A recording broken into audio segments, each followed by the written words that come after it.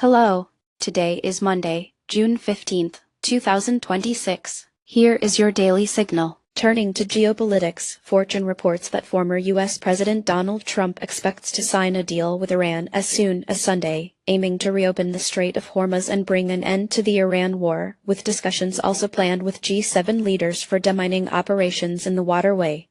The strait remains a vital choke point for global energy markets, carrying about 20% of the world's traded oil, and its security has been a long-standing international concern, especially in light of recent tanker seizures and mining incidents. As the U.S. led by President Biden negotiates with Iran and navigates fluctuating relations since leaving the JCPOA in 2018, major players like the G7 nations, the UK, France, and energy giants BP, Shell, and Total Energies are closely involved, while the Iranian government and the Islamic Revolutionary Guard Corps significantly influence local policy. Should a deal proceed and G7-led demining be implemented, the immediate threat to shipping could ease, restoring insurance confidence and stabilizing energy prices, but this move might trigger backlash from regional rivals such as Saudi Arabia or Israel and expose G7 naval assets to asymmetric attacks.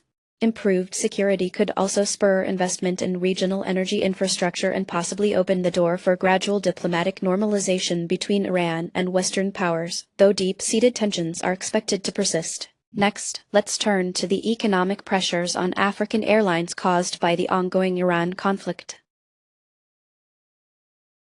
African airlines, according to the Associated Press, are warning about intensifying cost pressures as the Iran war drives up jet fuel prices and disrupts supply lines. This conflict has heavily impacted fuel supply routes from the Middle East, a region on which many African carriers like Ethiopian Airlines, Kenya Airways, and South African Airways depend for their jet fuel imports. The surge in prices compounds existing cost issues, squeezing already tight margins. Multinational firms such as Shell, BP, and Total Energies are navigating these volatile markets alongside oversight from the International Air Transport Association and ICAO, while government ministries across Africa seek alternative solutions. In the short term, airlines may need to cut routes or adjust schedules due to soaring fuel expenditures and uncertain supply. Over time, this could lead to higher ticket prices, fall in demand, and force governments to negotiate new bilateral accords for stable jet fuel imports. Global fuel markets can expect further volatility as the threat to Persian Gulf supply routes continues. Now, let's look at developments at the intersection of quantum computing and cryptocurrency mining. New Scientist highlights a breakthrough where a superconducting quantum computer successfully mined cryptocurrency, the experimental coin QUIP, faster and more energy efficiently than conventional machines. While traditional mining demands vast computational resources to validate blockchains, consuming terawatts of power annually, quantum computers operate thanks to qubits and may offer game-changing gains in both speed and energy savings. The QUIP experiment, led by teams at MIT and Stanford with support from industry leaders including Bitmain Technologies, Coinbase, IBM, and Google Quantum and U.S. Department of Energy grants, explores how quantum mining could upend the current landscape. If energy-efficient quantum mining scales up, we could see mining infrastructure dramatically change within a few years, potentially reducing industry centralization, requiring new blockchain security against quantum attacks, and driving shifts in global energy markets for crypto mining, along with fresh investment in quantum technology research. Now, onto the markets.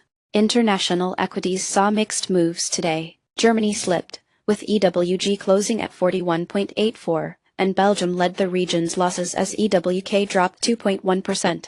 France also declined. EWQ shed 1.9%, while Spain eked out a mild gain. EWP up less than 1%, and Netherlands surged with EWN advancing over 4%. Italy's EWI dipped marginally and Australia's EWO rose sharply, gaining 1.4%.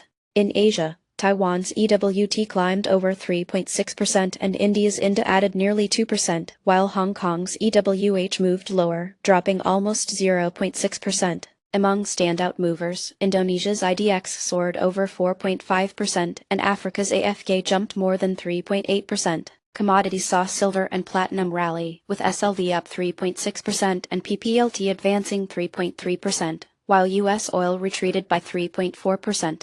Carbon credits rose, KRBN up 2.7%, and agricultural products moved slightly higher. Among major favorites, AMD surged 7% and Marvel climbed 10%, while ARM soared 8% today. Microsoft was positive, up 2.3%. The S&P 500 index rose 1.8% and semiconductors outperformed. Stocks jumped 5.4%. Notable gainers were Regendes Biomaterials RGNT, up 565%, Nixie up 246%, and SBCM, up 234%.